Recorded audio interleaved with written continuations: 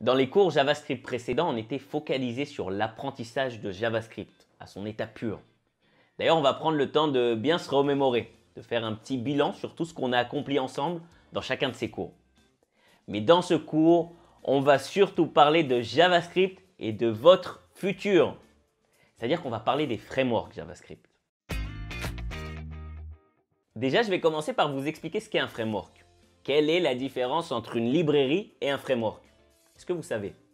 Parce que oui, il y a une différence. Et on va voir les types de frameworks. Front-end, back-end, full stack. D'ailleurs, on verra que certains frameworks sont utiles pour structurer notre code.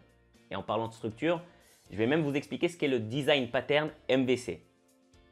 Mais on verra surtout pourquoi les frameworks. Quelles sont les raisons qui vont nous motiver à les utiliser. Et je vous montrerai que oui, c'est important de maîtriser JavaScript avant de vouloir maîtriser les frameworks JavaScript. D'ailleurs, je vais vous le prouver avec un beau dessert gastronomique façon Top Chef. Vous verrez. Alors, une fois qu'on aura expliqué le quoi, le pourquoi et le comment, il sera temps de vous présenter les frameworks JavaScript les plus populaires. Je vous expliquerai à quoi chacun de ces frameworks sert, quelle est son histoire, quelles sont ses particularités. Et on ne va pas que papoter sur ces frameworks. On commencera même une petite prise en main. C'est-à-dire qu'on va installer chacun de ces frameworks ensemble et on lancera un début de projet avec. Alors, il ne s'agit pas d'un cours approfondi sur chacun de ces frameworks, mais un avant-goût pour que vous puissiez vous en faire une idée. Je vais parler avec vous des frameworks front-end comme Angular, React et même Vue.js.